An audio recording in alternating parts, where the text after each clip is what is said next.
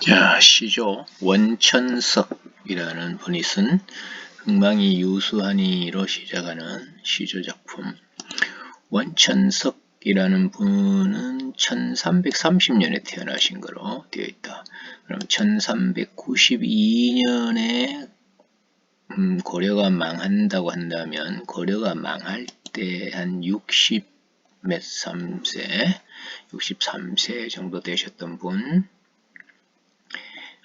그 시대의 어떤 평균 수명으로 봤을 때 굉장히 연세가 많으신 편에 들었을 거야. 그런 연세 많으신 분이 자기 나라가 망하는 그런 장면을 목격을 하신 셈이겠지.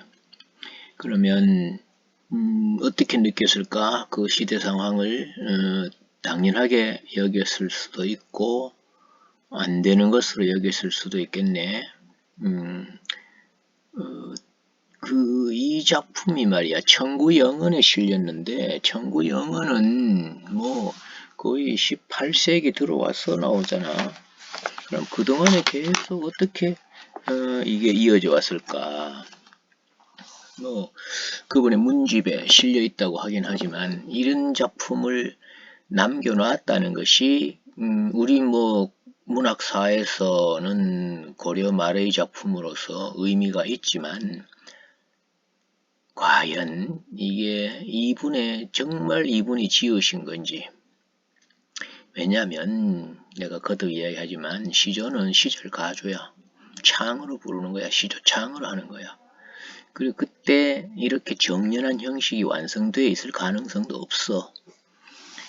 이분이 남긴 어떤 한시 같은 것을 시조 형식에다가 조금 옮겨 놓은 것일 수는 있지만 이 유형으로 그 시대에 불렸을 가능성은 매우 낮다고 본다.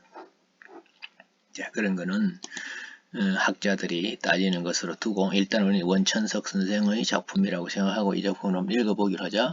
고려 말에 지었다라고 하는 이것을 알고 읽으면 이 작품은 좀 더 그 본질에 가깝게 다가갈 수 있을 거야.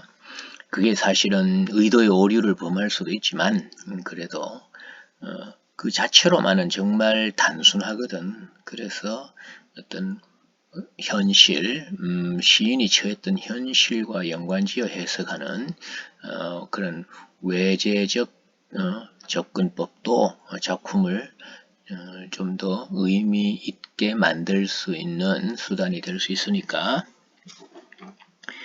크게 봐서 그렇게 돼. 일단은 큰 시각으로 고려가 멸망하고 조선이 건국되는 것에 대해서 이분은 어떻게 봤을까? 여기에다가 한번 초점을 맞춰 보는 거야.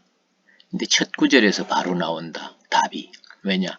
흥망이 유수하다 그랬단 말이야. 흥하고 망하는 거. 그러면 고려가 여기 조선이 흥해야 고려가 망하지. 고려가 망하고 조선이 흥하는 거. 그런 흥하고 망하는 것은 유수하다. 유수하되 유수 수 이 수가 셈 숫자, 정수, 유리수, 무리수 그 숫자지만 이때 수는 그런 뜻으로 쓰는 게 아니고 운수라는 말이야. 운수가 있대. 흥하고 망하는 건 다 운수가 있어. 운수가 있다는 것은 운수가 정해져 있다는 것은 그건 인간이 하는 일이 아니라는 거지. 운명이니까. 운명론적 사고방식을 가지고 있구나. 고려가 망하는 것도 운수야. 조선이 건국되는 것도 운수야. 그렇다면 이것만 봐도 우리가 짐작할 수 있는 것은 뭐요? 고려가 망하고 조선이 건국되는 것을 어떤 자연스러운 역사의 흐름으로 보았겠구나. 이런 생각을 해볼 수 있는 거지. 그러니까 이제 유학자들이 그 목숨 걸고 나라를 지켜야 한다. 나는 두 임금을 섬기지 않는다. 아마 그런 것보다는 이렇게 흥하고 망하는 다 운수가 있는 거다라고 보는 관점이야. 그래서 만월 때도 추초로다. 그래서 만월 때는 그 고려의 수도였던 개성에 있는 그 고려 왕궁터에 있던 누대의 이름이야. 만월대.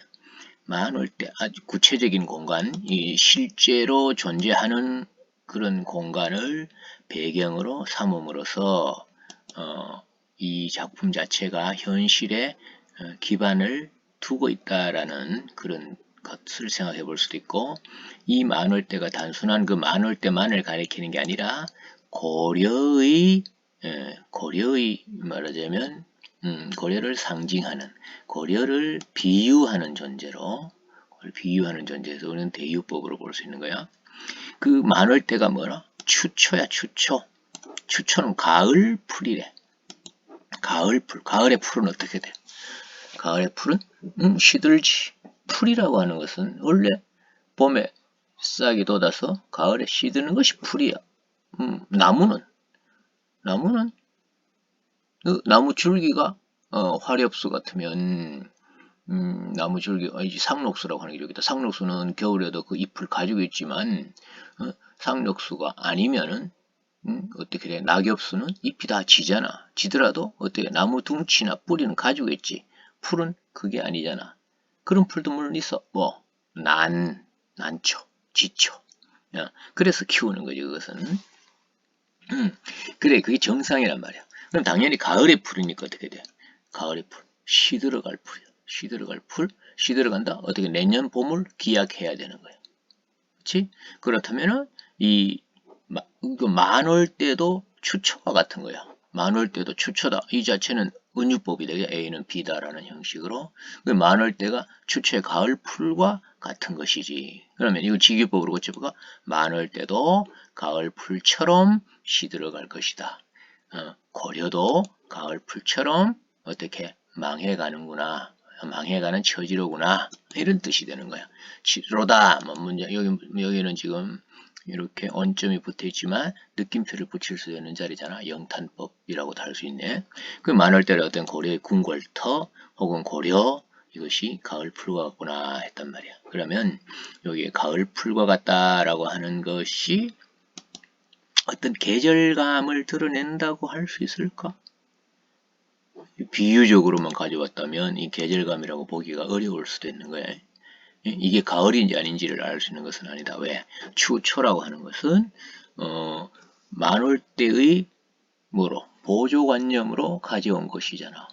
만월대의 보조관념으로 가져온 것이지 어떤 가을에 이 시를 지었다라고 할 수는 없잖아. 이 풀이네. 이렇지. 그럼 이 풀과 같네. 뭐 이런 정도가 있다면 모르지만 그게 아니지니까.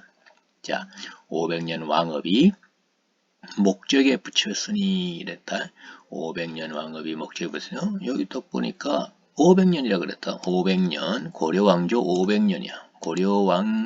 고려왕조의 업적이 그럴까? 고려왕조가 500년이네. 918년부터 1392년까지 거의 한 500여 년 되겠지. 그 왕업이 고려왕조가 뭐야? 목적에 붙였으니 목동의 피리 혹은 목동의 피리 소리 붙였으니 붙여있다. 목동의 피리 소리에 담겨있다. 목동의 피리 소리에 스며들어 있다. 깃들여 있다. 이런 거예요. 목동의 피리 소리는 지금 어떻게 지금 어떨까? 망해가고 있는 고려를 이야기하고 있는 거니까 뭔가 쓸쓸하고 안타깝고 그래서 부정적인 것이라고 해야 되겠지? 목적에 붙여있대. 목적에 깃들여 있구나. 목동의 피리 소리를 들으니 매우 슬프게 느껴지는 거야. 고려 왕조의 패망을 노래하고 있는 것 같이 느껴졌다는 거지. 자, 어떻나? 만월대 추초 폐막, 자, 추천을 가을풀, 만월대 가을풀, 이걸 우리가 시각적이라고 한다면, 이건 우리가 청각적 이미지가 드러나 있다고 할 수 있겠지. 그런 시각적 이미지와 청각적 이미지라는 어떤 구체적이고 감각적인 이미지를 통해서 어떻게 고려가 망해가는 그런 어떤 쓸쓸한 분위기를 드러내고 있다고도 할 수 있겠네. 자, 보자. 석양에 지난한 객이 눈물겨워하느라. 석양이라고 했네. 석양. 자, 저무는 하루야. 하루 중에는 저무는 시간. 저 왕조로 보면 어떨까? 망해가는 왕조. 그렇다면 이 석양은 하루 중의 시간을 지는 해를 의미한다면 한 왕조가 몰락해가는 것을 의미하기도 하네. 두 가지 의미를 함께 가지고 있구나. 이런 걸 우리 뭐라 그래? 중의적이다. 중의법 이렇게 얘기를 하지. 중의법. 석양하면 대체로 우리는 빛깔은 뭐 노을 같은 거 이런 것을 우리가 떠올리는데 여기서는 그 노을의 이미지가 나타나 있는 것 같지는 않다. 어두워가는 이미지 그런 이미지에 좀 더 가깝구나. 지나는 석양에 지나는 객이 선악여행이 어디를 지나고 있나? 위에 만월대를 지나고 있잖아. 만월대 고려의 수도였던 개성을 지나고 있는 객이네. 그럼 여기 이제 지나는 객이 지나는 손이 했는데 내가라고 해야 될 자리에 지나는 객이라고 했다. 그래서 이게 화자인데 화자 주체를 객관화했다. 즉 화자 자신을 객관적 대상으로 바꾸어서 표현하고 있구나. 객이 눈물겨워하더라. 이렇게 하다라. 하다라 하고 하노라 하고는 완전 다르지. 자, 눈물겨워하더라 하면 어떻게 돼? 지나는 객이. 이거는 어떤 지나는 객이 눈물겨워하더라 해버리면 이 지나는 객은 하나의 그 관찰 대상이 되는 거야. 그럼 화자는 따로 있는 거야. 따라는. 눈물겨워하더라 라고 함으로써 어떤 것을 전해주는 이야기잖아. 근데 요 하다라 대신에 요 다를 뭐로 노로 고쳐버리면 어떻게 될까? 하노라라고 고쳐버리면 노라는 1인칭 주체에 맞는 거거든. 그럼 지나는 객이 눈물겨 나는 이라고 해야 된단 말이야. 그러되면 또 뭐 지나는 객은 1인칭이 아니잖아. 이제 그 요걸 1인칭으로 보고 내가 라고 해서 노라라고 하면 될 수도 있겠지. 그런데 지나는 객이 눈물겨워하다라 하는 게 문맥상 더 맞을 수도 있겠다. 그지? 그냥 객관적 대상으로 바꿔버렸으니까.